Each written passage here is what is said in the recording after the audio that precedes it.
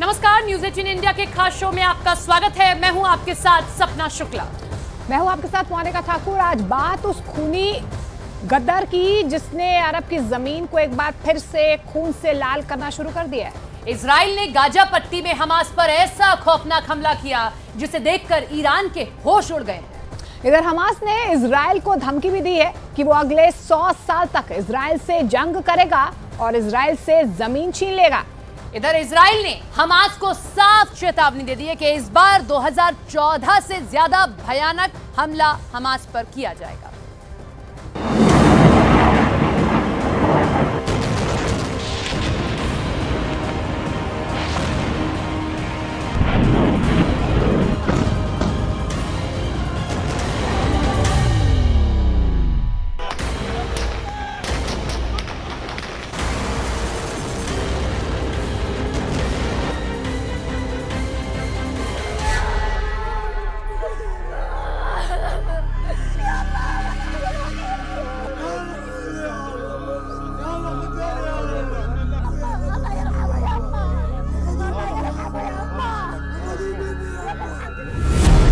Gaza में खूनी हमला, इजरायल का रॉकेट युद्ध।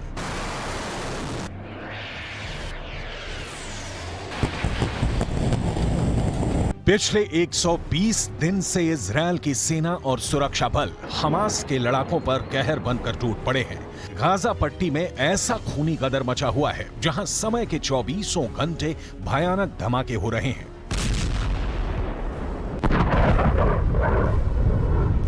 इजरायल ने दावा किया है कि उसने गाजा पट्टी में हमास के 3 सैन्य चौकियों को पूरी तरह से तबाह कर डाला है। इजरायल का दावा है कि उसने ड्रोन और रॉकेट से एक साथ 8 घंटे तक हमले किए हैं।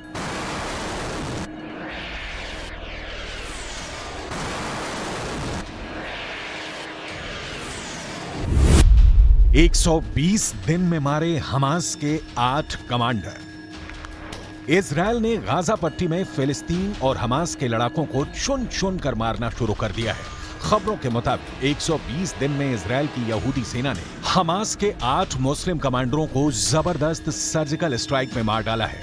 इजरायल की एयरफोर्स, आर्मी और स्पेशल फोर्स ने पूरी तरह से गाजा पट्टी में हमास के लड़ाकों को पीछे धकेल दिया है।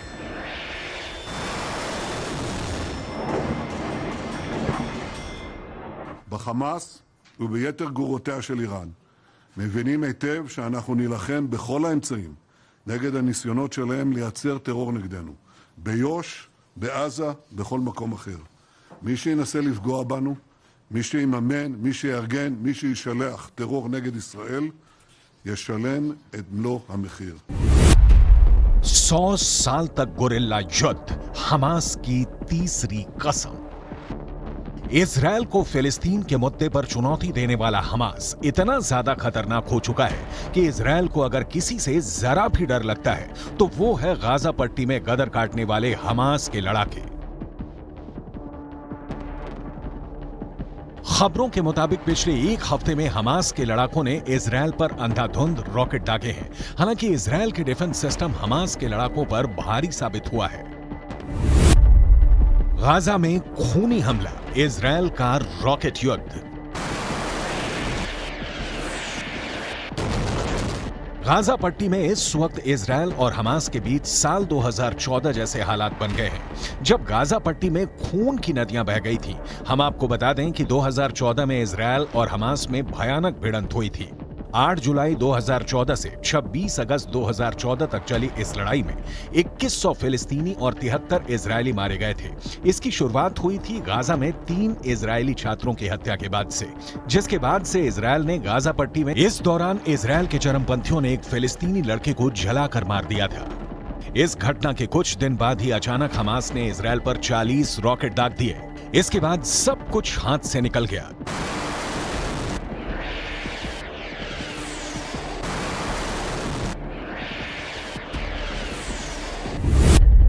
100 साल तक गोरिल्ला युद्ध, हमास की तीसरी कसम।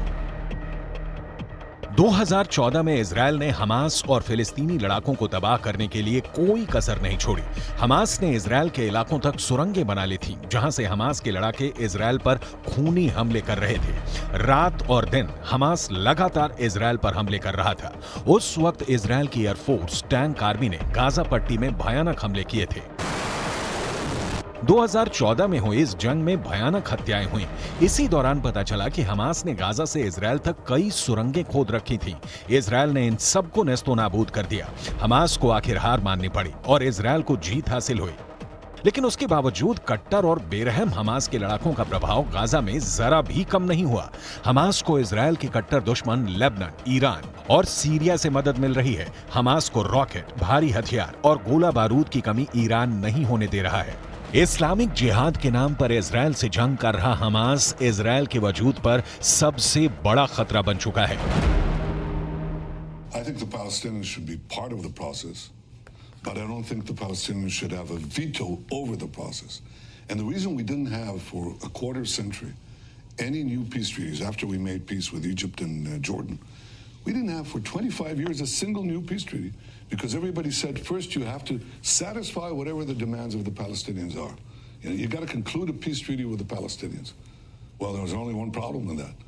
The Palestinians don't want a peace with Israel. They want a peace instead of Israel. They don't want a state next to Israel. They want a state instead of Israel. So that wasn't going to get us anywhere. पिछले 24 घंटे में Israel के प्रधानमंत्री Benjamin Netanyahu ने साफ कर दिया है कि इस बार इस्लामिक जिहादी गाजा के लड़ाकों पर तब तक हमले होते रहेंगे जब तक कि गाजा पट्टी से गाजा लड़ाकों का पूरी तरह से सफाया नहीं हो जाता है। अब आप ये भी जान लीजिए कि इजरायल दुनिया का एकमात्र यहूदी देश है, जबकि फिलिस्तीन अरब मुस्लिम है जो इसी जमीन से आते हैं जिसे हम इजरायल कहते हैं। जब भी इजरायल का नाम आता है यही पता चलता है कि यहूदियों और मुसलमानों की लड़ाई 1000 साल से चल रही है। दावा किया जाता है कि इजरायल ने इस्लाम के खिलाफ जंग छेड़ रखी है।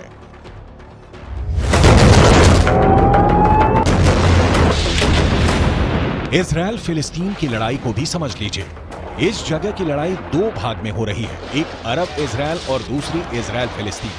पहली लड़ाई हुई दो समुदायों के राष्ट्रवाद के चलते, जो द्वितीय विश्व युद्ध और इसके साथ ब्रिटेन का राज खत्म होने के साथ रही है, जबकि अरब देश विदेशी शासन से अपनी आजादी के लिए खड़े हुए थे और इजरायल से अपनी जमीन वापस चाहते थे। लेकिन इजरायल जमीन देने की बजाय लगातार फिलिस्तीनी इलाके की जमीन पर कब्जा करता जा रहा है। गाजा में खूनी हमला, इजरायल का रॉकेट युद्ध। अब ये भी जान लीजिए इजरायल लगातार अपनी जमीन इस इलाके में क्यों बढ़ाता जा रहा है। इजरायल के बनने के बाद 7 लाख फिलिस्तीनी रिफ्यूजी हो गए। ये लोग मेनली रमाला और जफा से भगाए गए थे। अब फिलिस्तीनी रिफ्यूजी की तादाद 70 लाख हो गई है। अब जब भी शांति की बात होती है तो फिलिस्तीन के लोग इन 70 लाख लोगों के घर को वापस दिलाए जाने की बात करते हैं। पर दिक्कत यह है कि अगर ये लोग वापस आ जाएं तो यहूदी अपने देश में ही माइनॉरिटी हो जाएंगे। फिर एक और दिक्कत है कि अगर वेस्ट बैंक और गाजा को दे भी दिया गया तो क्या गारंटी है कि मांग और नहीं बढ़ेगी। And I think it would be a grievous mistake to accept a Palestinian veto. They should be part of the process. They can benefit a great deal from the process. I'm willing to consider ways that they could benefit from the process without ever sacrificing our security or our national interests. But I think they can be part of the process, but not have a veto power over the process.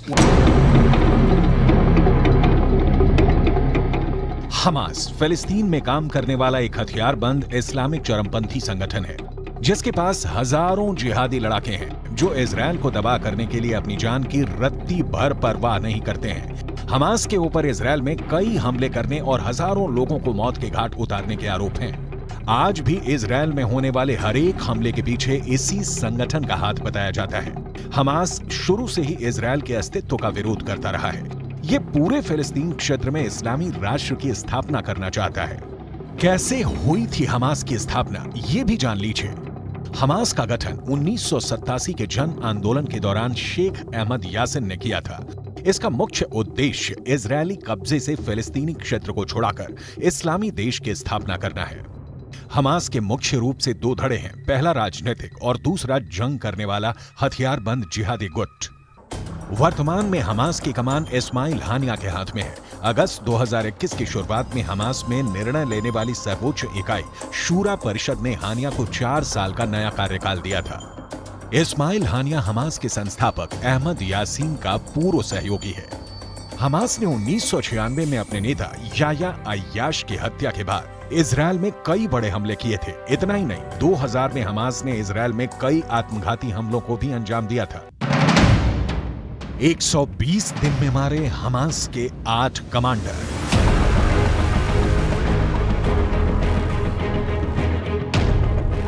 फिलिस्तीनी और Israeli सूत्रों के अनुसार Israeli सेना ने शुक्रवार यानी 22 सितंबर 2023 को गाजा में हमास से चौकियों पर हमला किया है। हमास ने इजरायल के ऊपर आग लगाने वाले गुब्बारों से हमला किया था, जिसके बाद इजरायल ने जवाबी कार्रवाई की। रिपोर्ट के मुताबिक इजरायली सेना ने ड्रोन से हमास के सैन्य ठिकानों पर हमले किए और इजरायल के टैंकों ने हमास के दूसरे सैन्य ठिकानों पर जबरदस्त बमबारी की है। यहां तक साल 2022 में इजरायल और फिलिस्तीन के बीच जबरदस्त खूनी जंग हुई थी। इजरायल ने गाजा पट्टी में जमकर हवाई हमले किए। इसमें फिलिस्तीन संगठन हमास का सीनियर कमांडर तायसीर अल जबारी मारा गया था। गाजा पट्टी पर हुए इजरायली हमले के बाद फिलिस्तीनी संगठन हमास ने भी गाजा पट्टी से इजरायल की तरफ 2 घंटे में 100 रॉकेट दागे। 2022 में हुए इस हमले में 9 गाजा पट्टी के अंदर हुए थे।